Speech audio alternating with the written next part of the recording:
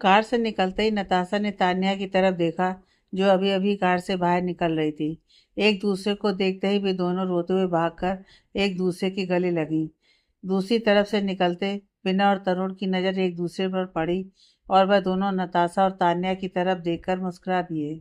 यार तरुण, मैं कह रहा हूँ, हमें कोई किनारा ढूंढ लेना चाहिए, क्योंकि कुछ ही देर में यहाँ बाढ़ आने वाली है। विनय ने उन दोनों के पास जा उनके साथ खड़े होते हुए तरुण से कहा।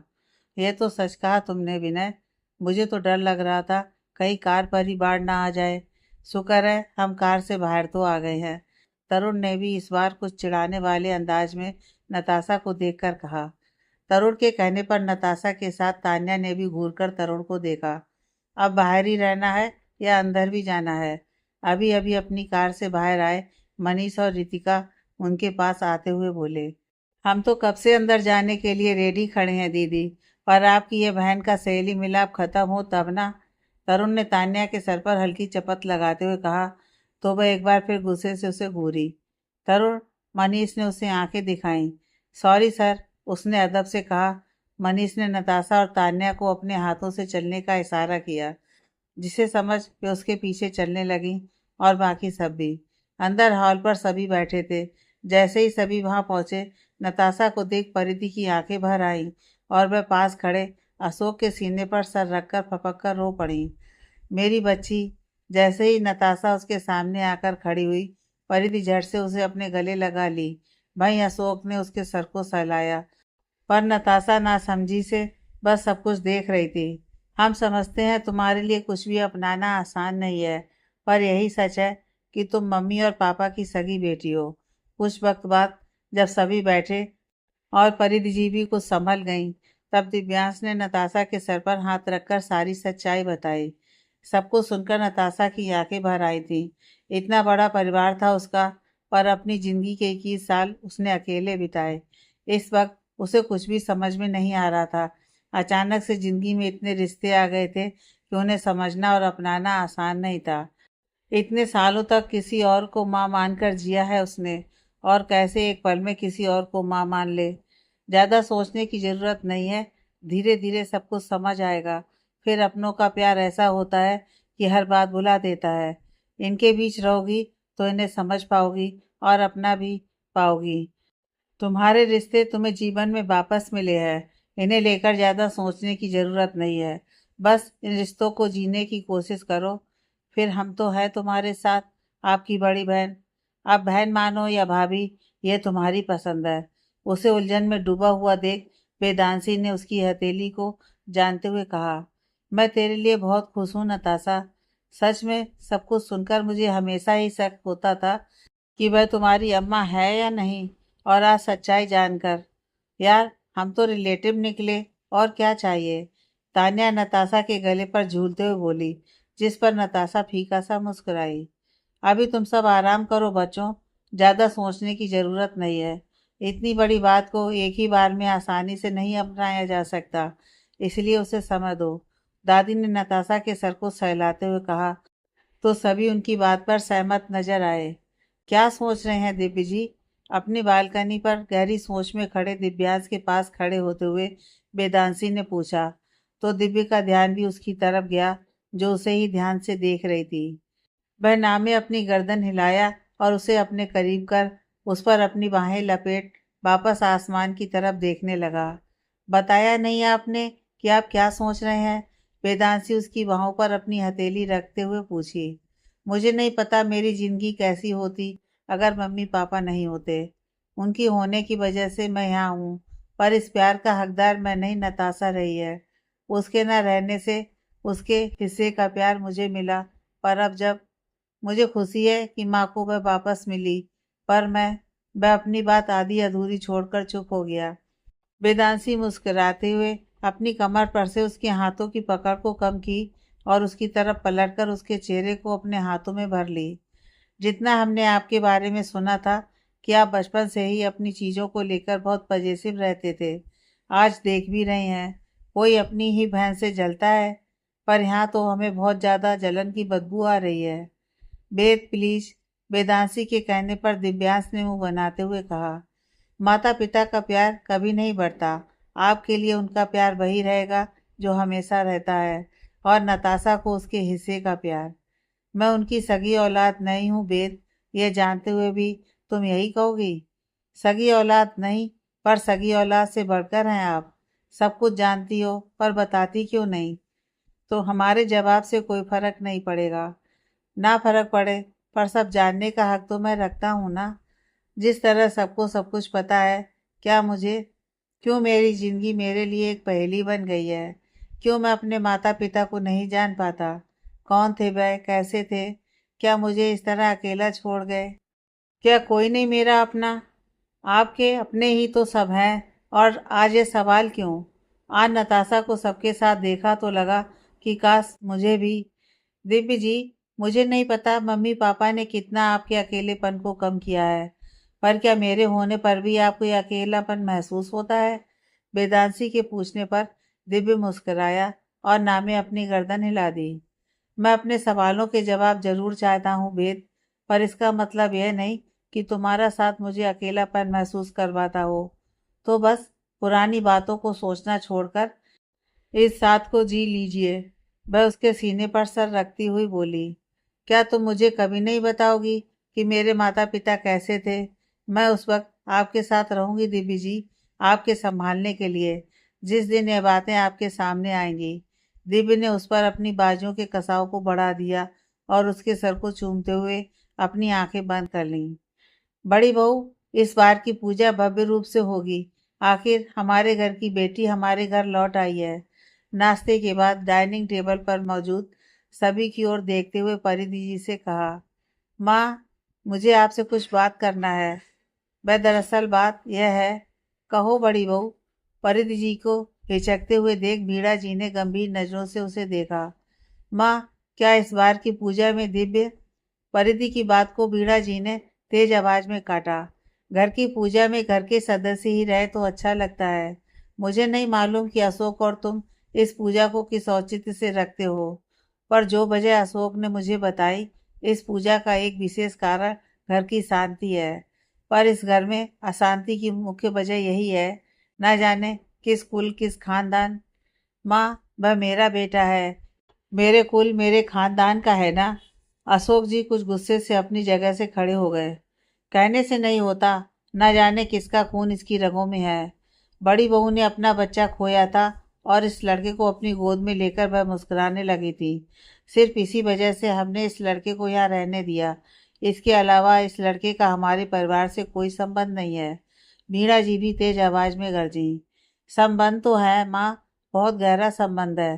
तुम्हारे कहने से अगर तुम्हें लगता है मैं उसे अपने खानदान का वारिस मान लूंगी, तो ऐसा कभी नहीं होगा। मैं अपने आखिरी सांस तक। माँ, ऐसा कुछ मत कहिए जिसके लिए आपको अपनी जिंदगी के किसी भी क्षण में पछतावा हो। पछतावा? और उस लड़के के लिए? कभी नहीं। माँ, पापा। अपनी सीढ़ियों से उतरते हुए दिव्यांश ने अशोक जी को आवाज दी, जिस पर वह उसकी तरफ देखे। भाई बीड़ा जी ने तुरंत नफरत से अपना चेहरा फेर लिया। आप मेरी वजह से बेवजह बहस मत कीजिए। वैसे भी मेरी एक इम्पॉर्टेंट डील है और मैं 2 दिनों के लिए बाहर जा रहा हूँ। पर दिव्य। कोई बात नहीं पापा।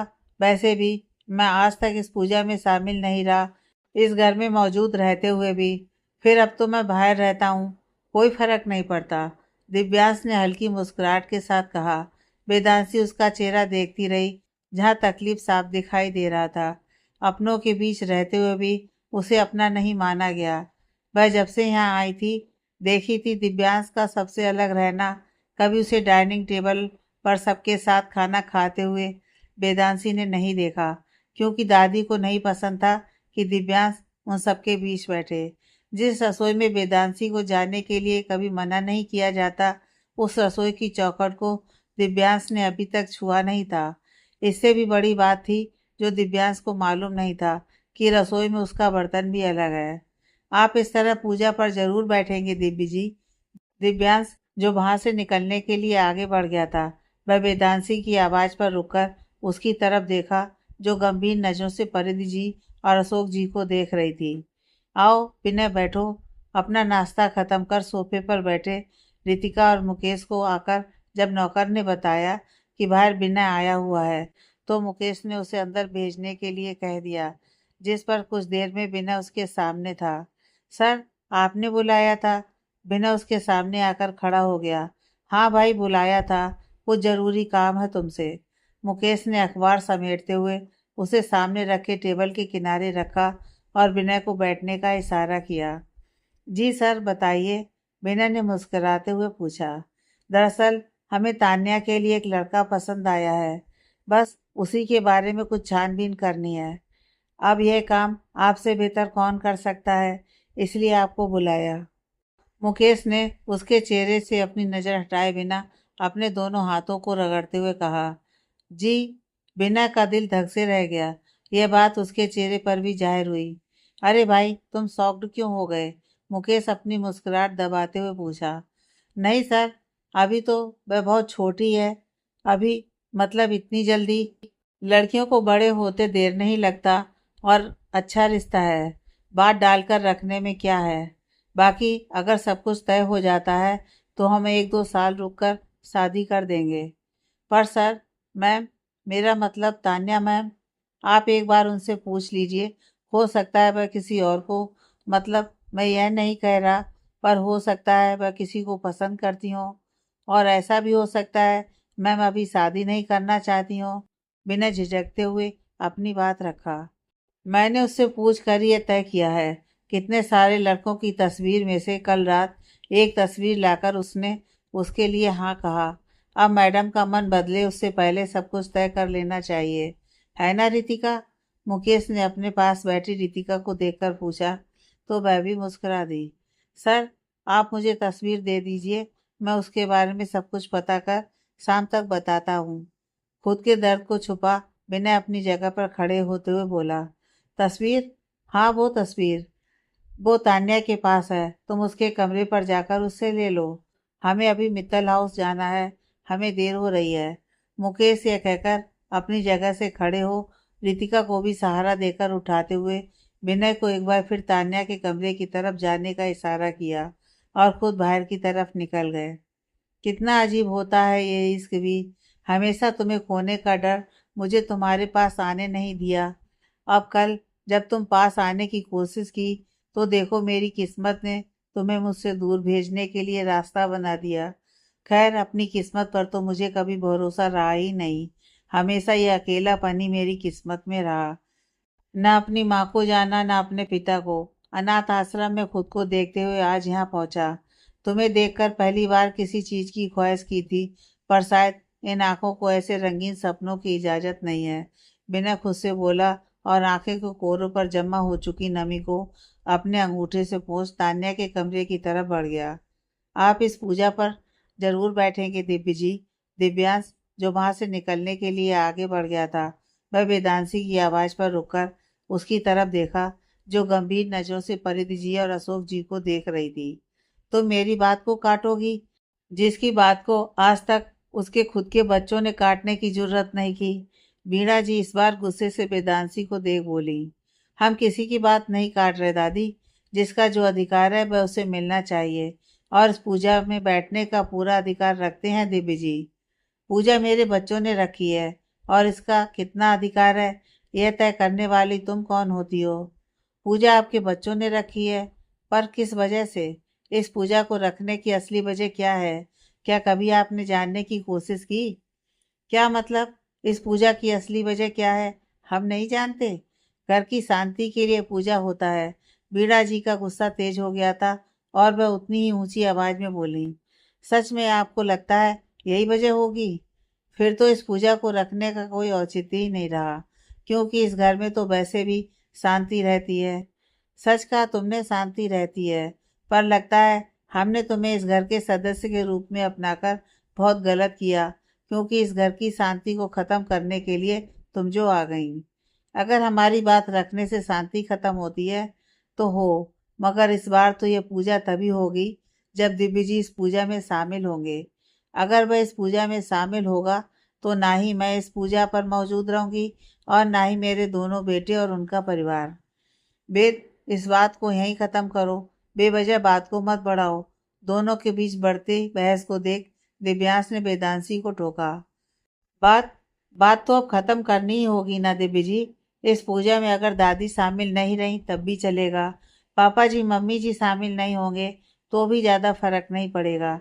चाचा जी चाची जी के ना होने से भी इस पूजा का महत्व तो कम नहीं होगा, मगर एक आपके ना होने से। लड़की, तुम अब हमारे सर चढ़कर बोल रही हो। क्या इस घर के लोग अब इस लड़के से कम महत्व रखते हैं जो तुम ऐसा कह रही हो? बीड़ा जी का तेज आवाज गूंजा। माँ, आप एक बार मेरी बात सुन लीजिए। उनका गुस्सा देख अशोक जी सामने आए। अभी के अभी इस लड़की को मेरे घर से बाहर निकालो। इस लड़के से जुड़ी हर चीज हमारे घर को सिर्फ खराब कर सकती है। नहीं है लायक ये हमारे खानदान से जुड़ने के। निकालो इसे हमारे घर से। माँ, आप पहले शांत हो जाओ। हम बैठकर बैठकर कोई बात नहीं होगी। 4 दिन आए हुए नहीं और हमारी बात काट रही है। उस लड़की पर हम भरोसा नहीं कर सकते। आज आवाज ऊंची हुई है, कल हमारा परिवार तोड़ेगी। इससे पहले ये हमारे परिवार के लिए खतरा बने। हम ये कैसा परिवार दादी, जहाँ घर के सदस्य को बिल्कुल नजरअंदाज किया जाता है, उसे परिवार का सदस्य माना ही नहीं जाता। अशोक, सुना नहीं तुमने? इसे यहाँ से निकालो। वेदांशी के कहने पर बीड़ा जी ने तुरंत अशोक को घूरते हुए कहा। बेद, चलो यहाँ से। दिव्यांश ने वेदांशी की हथेली पकड़ उसे वहां से खींचते हुए कहा। नहीं दिव्य जी, आज बात साफ साफ होगी। क्यों पसंद नहीं है दादी आपको दिव्य जी? सिर्फ इसलिए कि वह आपके परिवार का खून नहीं? वेदांशी दिव्यांश के हाथ से अपनी हथेली छुड़ाकर बीड़ा जी के सामने आकर खड़ी हो गई। हाँ, नहीं पसंद वह हमें। न जाने किसका नाजायज बच्चा है, किस कुल किस खानदान का खून उसकी रगों में। आपकी ही बेटी का खून है उसकी रगों में। शहीद कैप्टन अभिजीत ठाकुर के खानदान का इकलौता वारिस, स्वर्गीय डॉक्टर काव्या अभिजीत ठाकुर की आंखों का तारा, दिल का टुकड़ा। वेदांशी ने पूरे गर्व के साथ बताया। वहीं उसके मुंह से यह सुनकर बीड़ा जी पीछे की तरफ गिरने को हुई। मुकेश और रितिका के चले जाने के बाद बिना धीरे से तान्या के कमरे की तरफ बढ़ा। उसके कमरे के दरवाजे पर खड़ा होकर उसने अपनी नम हो चुकी आंखों को बार बार पलके झपकाकर सामान्य किया, फिर दरवाजे पर दस्तक दी। कमिंग। अंदर से आवाज आने पर वह अंदर की ओर बढ़ा, जहां तान्या सामने ड्रेसिंग टेबल पर खड़ी होकर अपने कानों पर ईयरिंग पहन रही थी। सर ने वह फोटो, उसने धीरे से अटकते हुए अपनी बात करने की कोशिश की। वह ना सर उठा पा रहा था और ना सामने देख पा रहा था। ओह आप! तान्या उसे देख बिल्कुल बेफिक्र अंदाज में अपने दूसरे कान पर बाली पहनने लगी। जी, वो तस्वीर। मेरा रिश्ता फाइनल करने की इतनी जल्दी? वह उसे ताना कसते हुए अपने बाल संवारने लगी। आपने भी तो हाँ कहने से पहले इंतजार नहीं किया। वह धीरे से बुदबुदाया। हालांकि आवाज तान्या के कानों तक पहुंची और वह हल्का सा मुस्कुरा दी, मगर विनय की नजरों से बचकर। अगर भाई ने आपको ये जिम्मेदारी सौंपी है तो प्लीज छानबीन अच्छे से करना। कहीं ऐसा ना हो कि मैं उसे आई लव यू कहती रह जाऊं और उसके पास कोई जवाब ही ना हो। बिल्कुल उसी तरह जैसे कल हुआ। मेरे जज्बातों की कोई कदर नहीं। जरूरी है होठों से कहा जाए, अगर नहीं कह पा रहा तो आंखों से समझ लेना चाहिए। वह एक बार फिर धीरे से बोला। जी, कुछ कहा आपने? इस बार तान्या ने जानबूझकर उसके पास आते हुए उसकी आंखों में झांक कर पूछा। जी जी नहीं।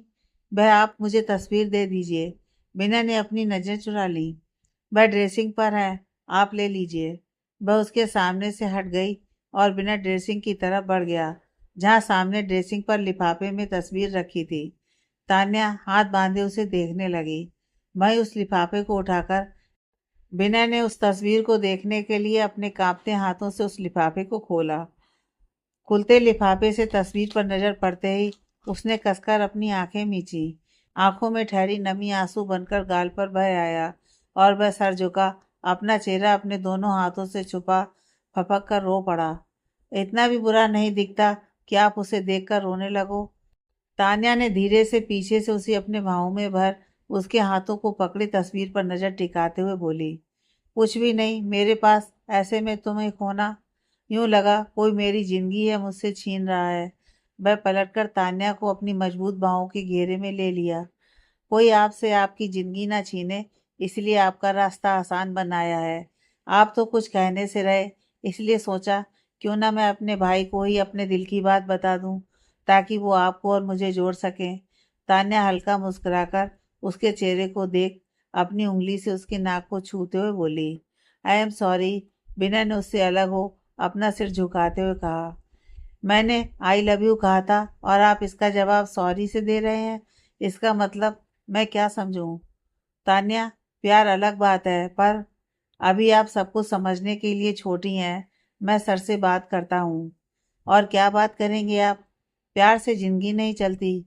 मेरे साथ मेरे परिवार का नाम नहीं है, ना कोई आगे ना कोई पीछे। अभी तो आप लोगों की हैसियत के बराबर मेरी हैसियत। विनय कह रहा था, जिसकी बात को तान्या ने काटा। ओह हेलो, मैंने यह सब देखकर प्यार नहीं किया। मुझे अपने सामने खड़े इंसान के नेचर से प्यार है, जो मेरी सारी बातें सर झुकाकर मानता है, जो मेरी रेस्पेक्ट करता है और जो मेरी हर ज़रूरत का ख्याल मुझे बिना बताए रखता है। आप क्या समझते हैं कि मुझे पता नहीं चलता जब मैं नताशा के होटल से लेट नाइट निकलती हूँ? अपनी गाड़ी के पीछे आपकी गाड़ी को कई दफ़ा देखा है और ये मैं अच्छी तरह जानती हूँ कि आप मेरी सुरक्षा के लिए करते हैं, किसी के कहने पर नहीं। और ये हैसियत बैसियत का रोना, किसी और के सामने रोना। 2 साल का समय दे रही हूँ, तब तक एक 1 BHK का घर बनवा लीजिए। उसके अलावा कुछ नहीं चाहिए। मैं किराए के घर पर नहीं रहने वाली। अब इतनी डिमांड तो मैं कर सकती हूँ ना? पक्का? इस बार विनय ने अपनी गंभीर नज़रों से उसे देखते हुए पूछा। 101% पक्का, वह भी उसकी आंखों में देखते हुए जवाब दी। और उस 1 BHK घर में आपको गर्मी लगी तो हम छत पर सो जाएंगे। और बारिश हुई तो इतना बड़ा घर देखने के लिए बनवाएंगे? वह चिढ़कर बोली। उसके चेहरे को देख विनय हंस पड़ा। हाँ, नहीं पसंद वह हमें। न जाने किसका नाजायज बच्चा है, किस कुल किस खानदान का खून उसकी रगों में।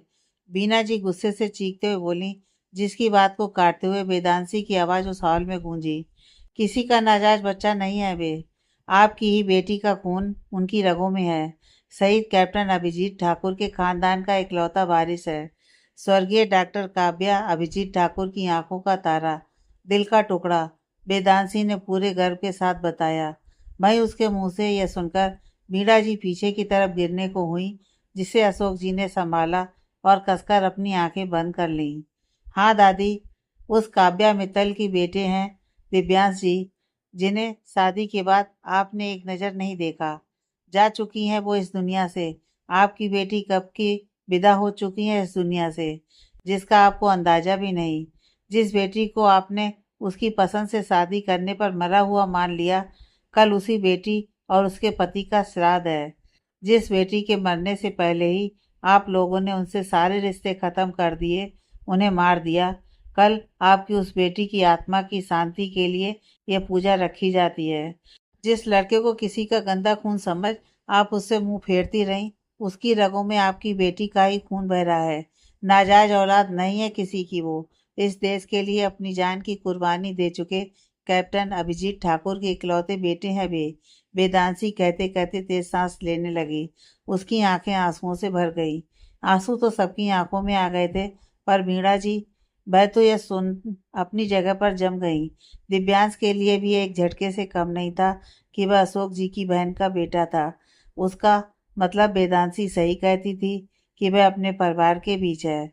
एक जवाब मिलने के साथ ही उसके मन में कई सवालों की हलचल मच गई थी कि क्यों उसकी माँ से बीड़ा जी और उसके परिवार ने अपनी नज़र फेर ली।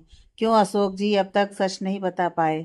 अगर वह एक अच्छे इंसान का बेटा है, फिर क्यों उसकी असली पहचान को उसे नहीं दिया गया। दिव्यांश के दिमाग में सवालों का तूफान उमड़ पड़ा था। अशोक, क्या यह लड़की जो कह रही है सच है? क्या हमारी बेटी, हमारी काव्या सच में इस दुनिया में नहीं है? बीड़ा जी कांपते हुए अपने भराए गले के साथ पूछी। बताओ अशोक, कि सच क्या है? क्या सच में कल होने वाली पूजा हमारी बेटी की श्राद्ध की पूजा है? क्या इतने साल से मैं जो पूजा अपने घर की शांति की पूजा मानती आ रही हूँ, वह मेरी ही बेटी की आत्मा की शांति के लिए? कहो अशोक, तुम चुप क्यों हो? मुझे सच बताओ कि यह लड़की जो कह रही है वह झूठ है। मेरी बेटी जहाँ कहीं भी है, पर जिंदा है। मैंने उससे मुंह जरूर फेरा है, पर उसके लिए कभी बद्दुआ नहीं मांगी।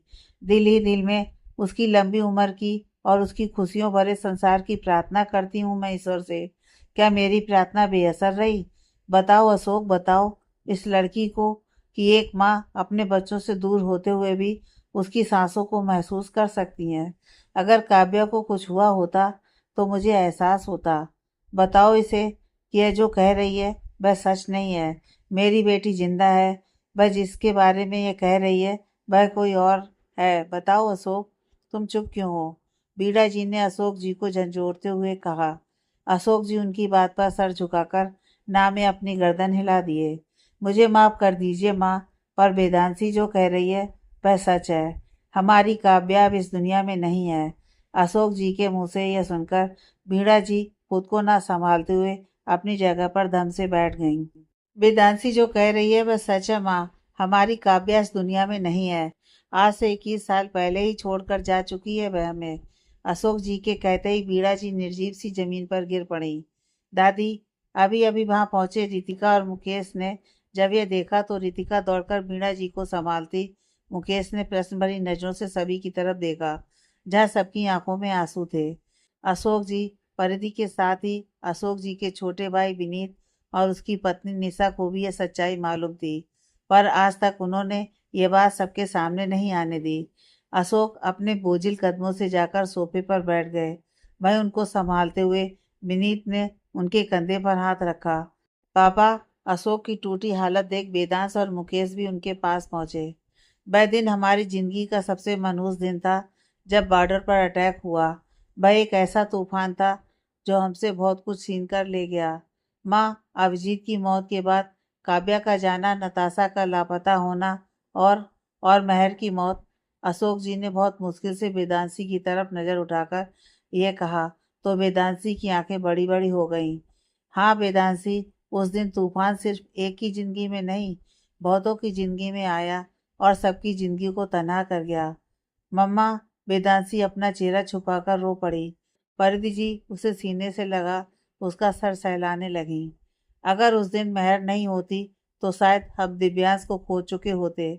बहुत एहसान है आनंद के हम पर। अपनी बीवी और अपने बेटे को खो देने के बावजूद उन्होंने कभी दिव्यांश को एहसास नहीं होने दिया कि उसी की वजह से उनका परिवार खत्म हुआ। नहीं अंकल, हमारे दादा सा कहते हैं, सब कुछ पहले से तय होता है, बस उस कार्य को करने के लिए हम निमित्त मात्र होते हैं जिसे ईश्वर चुनता है। वेदांशी ने खुद को संभालते हुए दिव्यांश के पास जाकर उसकी हथेली कसकर थाम ली। बिल्कुल कर्नल साहब पर गई है उसकी नवासी। दरवाजे से एक रौबीली आवाज आई, जिस पर सभी ने दरवाजे की तरफ देखा जहां तरुण के साथ उसके माता पिता खड़े थे। रघु, अशोक जी अपनी जगह पर खड़े होकर आश्चर्य से दरवाजे पर खड़े आदमी को देखकर बोले, मुझे नहीं पता था मैं तेरे घर आ रहा हूँ, पर यहाँ आकर लगा सही समय पर आया हूँ। रघु ने आकर अशोक को अपने गले से लगा लिया। वहीं अशोक ने भी अपने दोनों बाजुओं को उस पर लपेटकर अपनी आंखें बंद कर लीं। हाँ मेरे यार, आज मुझे सचमुच किसी दोस्त की ज़रूरत थी। मैं तो कल ही आने वाला था, पर जब तरुण ने तुम्हारी बिटिया के बारे में सारी जानकारी दी तो मुझे लगा वह सही वक्त नहीं, इसलिए मैं होटल पर ठहर गया था। पर शायद ईश्वर भी जानता था मैं उसी वक्त पर पहुंचूं जब तुम्हें मेरी ज़रूरत है। माँ जी, बीड़ा जी को देखकर रघु उनकी तरफ बढ़ा। वहीं उन्हें देखते ही बीड़ा जी उनके सीने से लग जार जार रोने लगी। राघवेंद्र, मेरी बेटी काव्या, देखना ये सब क्या कह रहे हैं। तुझे तो सच मालूम होगा ना। मेरी बेटी कैसी है, कहाँ है, बता, वह ठीक है ना। माँ जी, संभालिए अपने आप को। यह वक्त इस तरह बिखरने का नहीं है। अभी तो गुड़िया अपने घर लौटी है, खुशियाँ एक बार फिर दस्तक दे रही हैं। इस तरह उस वक्त को याद कर। काव्या को गए बहुत लंबा समय हो गया है माँ जी, और उसकी निशानी अमानत के तौर पर अशोक जी के सानिध्य तले रहा है। बहुत कुछ खोया है हमने उस वक्त में, जिसका किसी को अंदाजा भी नहीं। आनंद उस वक्त भी कमजोर नहीं हुआ, जबकि उसने तो अपना परिवार खोया था। बॉर्डर पर स्थिति ऐसी थी कि हम में से कोई अपनी पोजीशन से हट नहीं सकता था, और उसी वक्त सबकी निजी जिंदगी में तूफान आया। राघवेंद्र जी मीणा जी को संभालते हुए बोले, पापा, आप सब एक दूसरे को जानते हैं। तरुण राघवेंद्र को मीणा जी के साथ इतने अपनत्व से गले लगे देख आश्चर्य में बोले। वह अपनी जिज्ञासा रोक नहीं पाया और उनकी तरफ देखते हुए पूछा। हाँ, राघवेंद्र जी ने बीड़ा जी को सोफे पर बैठाया। उसी वक्त निशा ने पानी का गिलास उनकी तरफ बढ़ाया, जिसे लेकर राघवेंद्र जी ने बीड़ा जी को पानी पिलाया। मैं, अभिजीत, आनंद और अशोक दोस्त कम भाई ज़्यादा थे। पढ़ाई के दौरान ही आर्मी में जाने का फैसला हम सब ने साथ किया। आनंद, अशोक और मुझे तो ज़्यादा परेशानी नहीं हुई, क्योंकि हमारी फैमिली पहले ही आर्मी से जुड़ी हुई थी। पर अभिजीत, उसकी फैमिली कुछ अलग ख्यालों की थी। उस पर उसके सर पर पिता का साया नहीं था। उसकी माँ और वह अपने चाचा के साथ रहते। कहने को तो सब अपने थे, पर अपने के भेष में दुश्मन। राघवेंद्र जी ने गहरी सांस लेते हुए बताया। सब कुछ अभिजीत के पापा का बनाया हुआ था, जिसके लालच में उसके चाचा उसके जाने के बाद उनके साथ आकर रहने लगे। इतना कुछ छोड़ा था अभिजीत के पापा ने कि उनकी कई पीढ़ियां बैठकर खा लेती। पर शायद वह अपने भाई की आदत को जानते थे, इसलिए सब कुछ पहले ही अभिजीत के नाम कर दिया था। आंटी की परमिशन से वह हमारे साथ आर्मी ज्वाइन कर लिया। हमारे आर्मी ज्वाइन करके 2 साल बाद काव्या का मिलिट्री हॉस्पिटल में सिलेक्शन हुआ। काव्या, मेरी बहन, मेरे साथ आ चुकी थी। हालांकि हमारी मुलाकात जब हमारी ट्रेनिंग ग्राउंड पर होती तभी होती।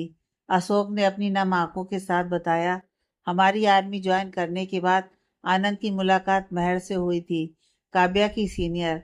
आनंद ने भी काव्या और महर को मिलवाया था।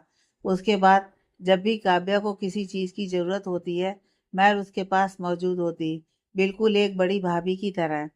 काव्या शुरू से, जब से हमारी दोस्ती अशोक के साथ हुई थी, मुझे और आनंद को भाई मानती।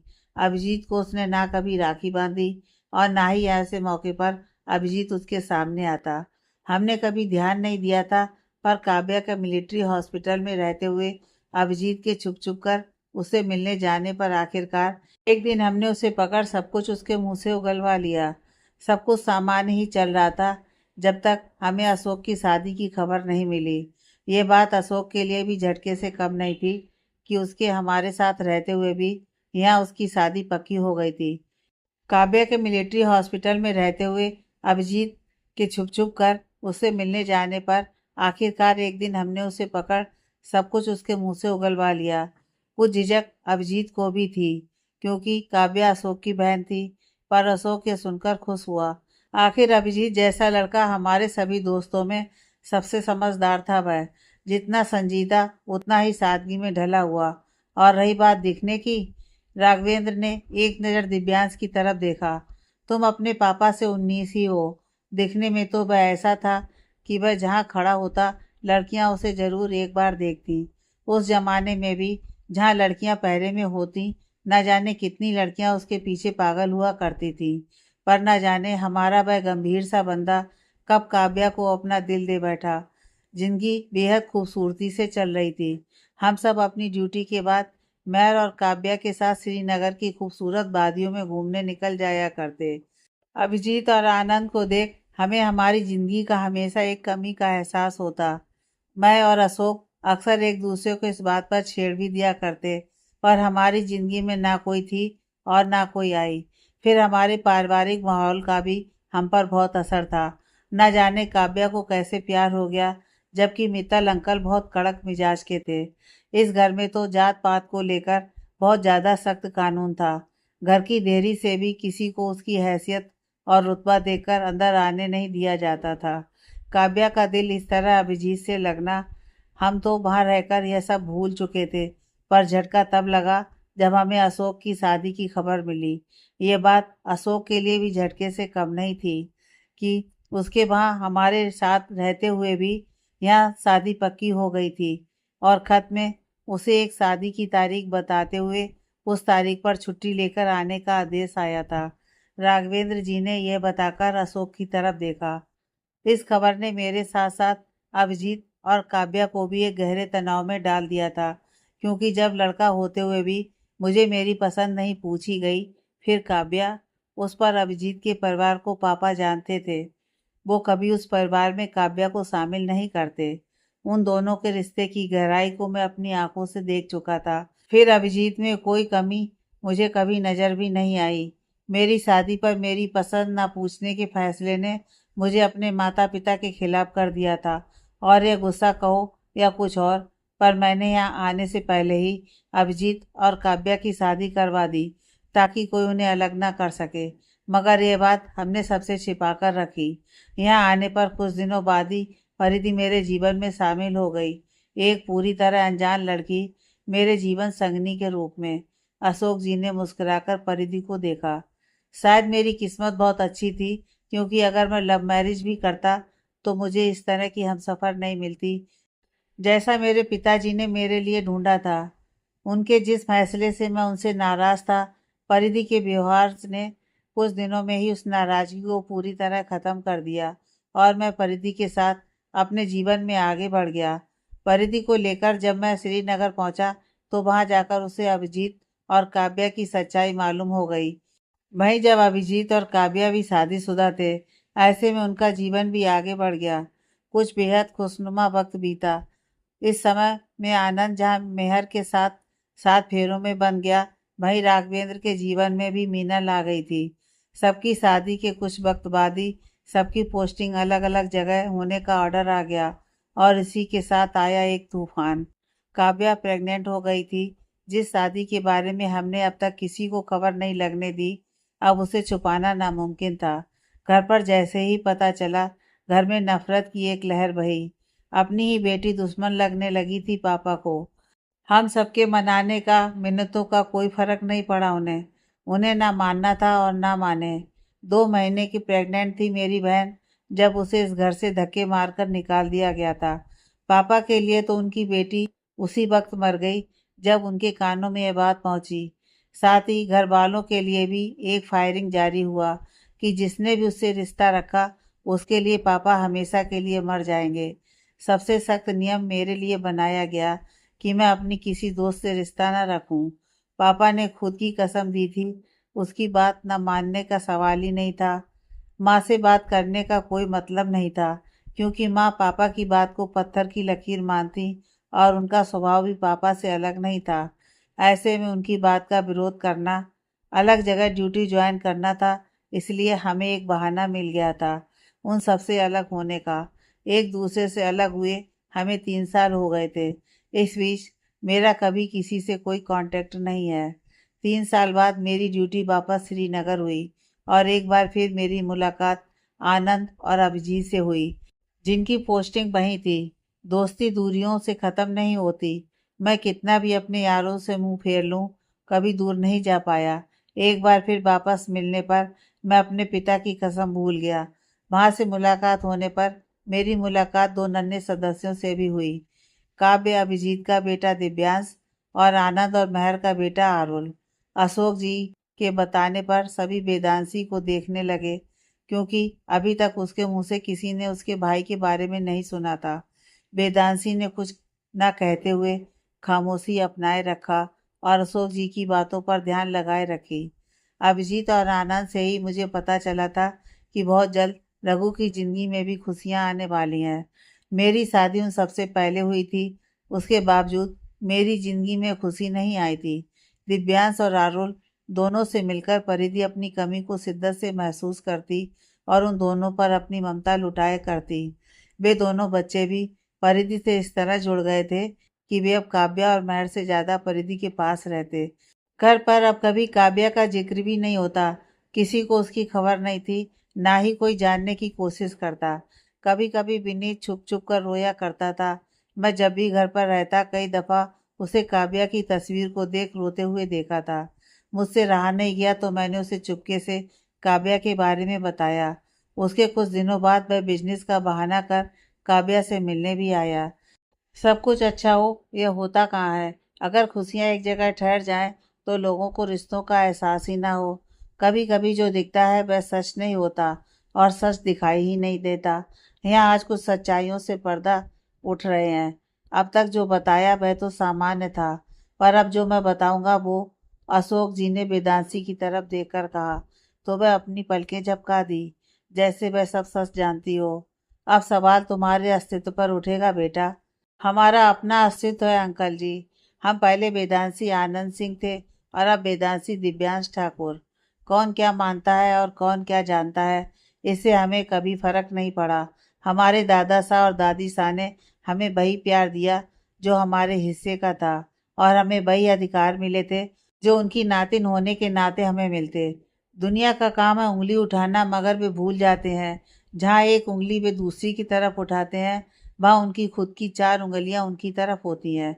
और फिर हमें जिन्होंने भी प्यार किया है, हमें नहीं लगता उन्हें हमारी सच्चाई से कोई फर्क पड़ेगा, और हमारे लिए इतना ही बहुत है। वेदांशी ने दिव्यांश की तरफ मुस्कुराकर देखा। उसकी नज़रों में प्रश्न तो थे, पर विश्वास भी, कि वह अब उसके साथ हमेशा रहेगा। काव्या और महर अपने अस्पताल की तरफ से एक मेडिकल कैंप पर गए थे। वहां से लौटते हुए, जिंदगी कैसी है पहेली, हाय कभी है हंसाए कभी है रुलाए। रात के तकरीबन 11-12 बजे उस सुनसान सड़क पर मेडिकल स्टाफ से भरी वह वैन अपनी सामान्य गति से चल रही थी। अंदर बैठे मेडिकल स्टाफ के बीच अंताक्षरी में मुस्कुराते हुए इस गाने को गाया जा रहा था। तभी तेजी से उस गाड़ी में ब्रेक लगी और गाड़ी अपनी जगह पर उचकते हुए झटके से बंद हो गई। क्या हुआ श्याम भैया, अचानक गाड़ी इस तरह क्यों रोकी? अंदर बैठी हुई महर ने गाड़ी के ड्राइवर को पूछा। मैडम, वो सामने एक लड़की सफ़ेद सलवार कमीज पहने हाँफती हुई पसीने से तरबतर गाड़ी के सामने खड़ी थी। उसे देख ड्राइवर बुरी तरह डर गया था। शायद गांव की इस सुनसान सड़क पर वह उसे भूत समझ बैठा। ड्राइवर के बताने पर और उसके हाथों के इशारे को देखते हुए सभी ने सामने देखा तो वह उनकी तरफ देखती हुई हाथ जोड़कर खड़ी थी। गाड़ी को रुका हुआ देख वह तेजी से गाड़ी की खिड़की के पास आई और खिड़की को बजाने लगी। मुझे अंदर छुपा लीजिए, मैं आपसे विनती करती हूँ, वे लोग मुझे मार डालेंगे। वह लगातार रोती हुई खिड़की को बजाकर कह रही थी और बार बार पीछे पलट कर भी देख रही थी। जल्दी खोलिए और मेरी मदद कीजिए, वे मुझे मार देंगे। वह लड़की लगातार पीछे पलट कर देखती हुई कह रही थी। उसकी तेज चलती सांसें, उस पर अपने उभरे हुए पेट को भी उसने अपने हाथों से संभाल रखा था। यहीं कहीं होगी, ज्यादा दूर नहीं गई होगी, पकड़ कर मार डालो उसे।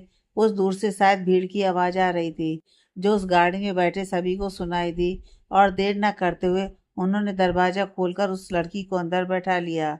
श्याम भैया, गाड़ी आगे बढ़ा दीजिए, मैर ने उस लड़की की तरफ पानी बढ़ाते हुए ड्राइवर से कहा, तो उसने गाड़ी चला दी। आराम से। उस लड़की को जल्दीबाजी में पानी पीते देख काव्या ने उसे टोका। मुझे यहाँ से दूर छोड़ दीजिए, ये लोग मुझे मार देंगे। वह अभी भी डरी सी बार बार पीछे देख रही थी। कौन लोग? पर तुम्हें क्यों मारेंगे? बह मैं। गाड़ी रोको। अचानक 4-5 आदमी मसाल लिए उनकी गाड़ी के सामने आ गए, और एक बार फिर ड्राइवर ने गाड़ी पर ब्रेक लगा दी। उन आदमियों को देख वह लड़की बुरी तरह डरकर कांपने लगी। रिलैक्स, तुम डरो मत, काव्या ने उसे शांत करते हुए कहा।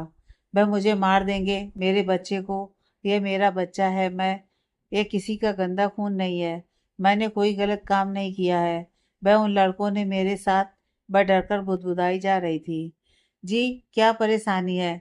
ड्राइवर के बगल वाले सीट पर बैठे निखिल ने गाड़ी से बाहर आकर पूछा। एक लड़की गांव से भाग गई है, क्या आपने उसे देखा?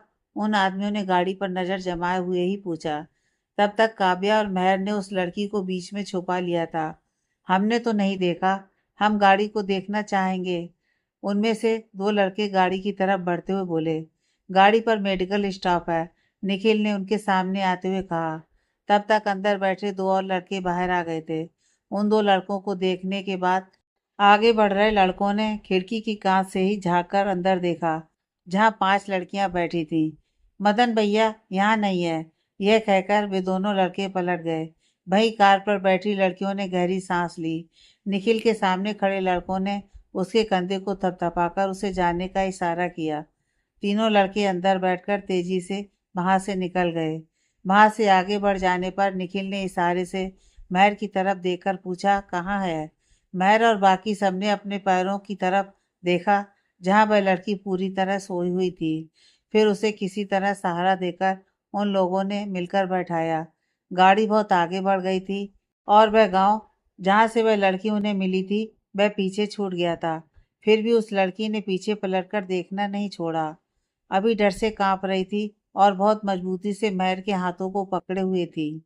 तुम आराम से बैठ सकती हो, हम बहुत आगे आ गए हैं, अब वे तुम्हारे पास नहीं आ सकते। महर ने उसे संभालते हुए कहा, तो वह अपना चेहरा छुपाकर रोने लगी। क्या हुआ, क्यों रो रही हो? और तुम हो कौन? और वो लोग कौन थे जो इस तरह तुम्हारे पीछे, और वह भी इस हालत में? मैं वेदांशी। वह लड़की जब कुछ संभली तब उसने हिचकी लेते हुए अपना नाम बताया। मैं ये बच्चा, वो। वह डर से सबको एक नज़र देखी और फिर रोने लगी। तुम पहले रोना बंद करोगी? काव्या कुछ झुंझलाते हुए बोली। काव्या, वह पहले से ही डरी हुई है और तुम इस तरह। महर ने काव्या को झपटा। मैम, पर वह कुछ कहे तो? इस तरह रोते रहने से हमें कुछ पता तो नहीं चलेगा ना? काव्या बुरी तरह झुंझला चुकी थी। काव्या, तुम्हें मेडिकल फील्ड में आए हुए कितना लंबा समय हो गया है, फिर भी इस तरह का व्यवहार? हमारा काम तो हमें पेशेंस रखना सिखाता है। आई अंडरस्टैंड मैम, पर सामने मरीज हो तब हम पेशेंस रखें ना। यह तो अच्छी खासी बच्ची है वह। काव्या, दिखाई नहीं देता तुम्हें? दिखाई दे रहा है मैम, पर शायद इस बच्ची को नहीं पता कि इस उम्र में माँ नहीं बनते। आई थिंक 16-17 साल की होगी तुम, राइट? काव्या कुछ गुस्से से तो कुछ चिड़बड़े अंदाज से वेदांशी को देखते हुए पूछी। जी, 16। वह काव्या के व्यवहार से और ज्यादा घबरा गई थी। देखो, डरो मत, हम सब डॉक्टर्स हैं। तुम हमें अपनी प्रॉब्लम बताओगी तो हम जरूर कुछ करेंगे। इस बार सामने बैठे निखिल ने प्यार से कहा। उसने सबको देखा मगर कुछ कह नहीं पाई। कुछ देर में सभी हॉस्पिटल पहुंच गए थे। महर ने सहारा देकर वेदांशी को गाड़ी से उतारा और उसे लेकर ओपीडी की तरफ बढ़ गई। It's 7 month. बच्चा तो बिल्कुल ठीक है, वेदांशी के टेस्ट के बाद महर मुस्कुराते हुए उसे बताई। तो वह उदासी से स्क्रीन की तरफ देखने लगी जहाँ कुछ देर पहले महर उसके घर में बच्चे की हलचल देख रही थी। आपको पता है दीदी, मुझे अपने बच्चे के पिता के बारे में नहीं पता है। इतनी देर में पहली बार वेदांशी ने कुछ कहा, और जो कहा वह महर के लिए झटके से कम नहीं था। वह आश्चर्य से उसे देखने लगी। वे 5 लोग थे और उन पांचों ने बारी बारी, गांव के जमींदार के बेटे हैं वे सब, मेरे बाबूजी नहीं है। माँ ने शिकायत की तो उनके साथ भी, और उन्हें मारकर फेंक दिया। अब मैं अकेले गांव छोड़कर दूसरे गांव भाग आई। पर बदनसीबी अगर एक बार साथ लग जाए तो उससे कोई नहीं भाग सकता। दूसरे महीने मैं पेट से हो गई। जब तक पेट नहीं दिखता था किसी को पता नहीं चला। फिर धीरे धीरे एक गांव से दूसरे गांव यह बात फैल गई, और इसी के साथ उन लोगों के पास भी जिन्होंने मेरे साथ। ये वही लोग थे। ये मुझे मार देंगे। उन्हें लगता है मैं बच्चा लेकर उनके सामने खड़ी हो जाऊंगी, पर मैं ऐसा नहीं करूंगी दीदी। मुझे उनसे कुछ नहीं चाहिए, बस वे मुझसे दूर रहे। वह किसी तरह रोते हुए सारी बात बताई, जिसे सुनकर महर की आंखें बड़ी बड़ी हो गईं। तुमने पुलिस कंप्लेंट क्यों नहीं की? महर को बहुत तेज गुस्सा आ रहा था। वहाँ सब उनके आदमी हैं दीदी, वह सब मिलकर मुझे मार देंगे। आप बस मुझे कुछ दिन अपने पास छुपा कर रख लीजिए, फिर मैं यहाँ से और दूर चली जाऊंगी। वह रोते हुए बोली। पहले तुम रोना बंद करो। अब तुम यहाँ सुरक्षित हो, तुम्हें कुछ नहीं होगा। महर ने उसे अपने गले से लगाकर उसके सर को सहलाते हुए समझाया। बाबा साहब, अब यह हमारे साथ यहीं रहेगी। महर वेदांशी को लेकर अपने घर आ गई थी। उसने वेदांशी को आनंद के मम्मी पापा विक्रम और प्रियंका से मिलवाते हुए उसका परिचय सबसे करवाया। उसे यहाँ लेकर आने से पहले ही महर ने सब कुछ उन्हें बता दिया था, जिसकी वजह से उन्होंने मुस्कुराते हुए वेदांशी का स्वागत अपने परिवार में किया। बेटा, ज़्यादा सोचने की और परेशान होने की ज़रूरत नहीं है। आप यहाँ पर सुरक्षित हो। खुश रहिए और अच्छी अच्छी बातें सोचिए। जितना खुश रहेंगी बच्चे पर उतना अच्छा असर होगा। विक्रम ने उसके सर पर हाथ फेरते हुए कहा। वह एक रिटायर्ड आर्मी ऑफिसर थे। कैप्टन साहब ठीक कह रहे हैं बेटा, अब आप यहाँ सुरक्षित हैं। आपको ज़्यादा सोचने की ज़रूरत नहीं है। आप आराम से यहाँ रह सकती हैं। प्रियंका भी मुस्कुराकर बोली। माँ साहब, मैं इसे इसका कमरा दिखा देती हूँ, यह यहाँ आराम से रह लेगी। महर ने सबकी सहमति से वेदांशी को उसका कमरा बताया और उसे आराम करने का कह वहाँ से बाहर चली गई। बाबा साहब, आप तो सब कुछ जानते हैं, क्या सोचा है आपने? वेदांशी को उसके कमरे में छोड़कर महर विक्रम के सामने आकर बैठी। ऐसे लोगों को सजा तो होनी ही चाहिए बेटा, और हम उन लोगों को सजा दिलवाकर रहेंगे। एक बार वेदांशी बिटिया संभल जाए फिर हम उन लोगों को जिंदा नहीं रहने देंगे। विक्रम जी ने जैसे कुछ ठान लिया हो। आनंद कब तक आ रहे हैं? माँ साहब, शायद अगले महीने के लिए अप्लाई तो किया है उन्होंने, पर अभी छुट्टी सेशन नहीं हुई। उसे इस बात की जानकारी दे देना, उन्हें इस बात की जानकारी होना चाहिए। और फिर भाई हमें कोई उपाय भी बता सकते हैं। मासा, आप तो उनका गुस्सा जानते हैं। भाई एक बार घर आ जाए, फिर मैं उनसे बात करूंगी। फ़ोन पर इस बात की जानकारी उन्हें हुई तो ना जाने गुस्से में क्या करें। फिर अभी वेदांशी संभली नहीं है। मैं चाहती हूँ एक बार वह संभल जाए। उस पर उनका 7वां महीना चल रहा है। शरीर बहुत नाजुक है मासा, कम उम्र है उसकी। जितना ज़्यादा तनाव लेगी, डिलीवरी उसकी उतनी ही मुश्किल होगी। ये तो हम भी समझ रहे हैं महर बेटा, इसीलिए कैप्टन साहब को भी शांत रहने को कहा है। उसकी डिलीवरी होने देते हैं, उसके बाद ही कुछ करेंगे। जी मासा, यही सही होगा। महर ने गहरी सांस छोड़ते हुए हाँ में सिर हिलाया। कहानी फ्लैशबैक पर चल रही है। आगे की कहानी नेक्स्ट पार्ट में।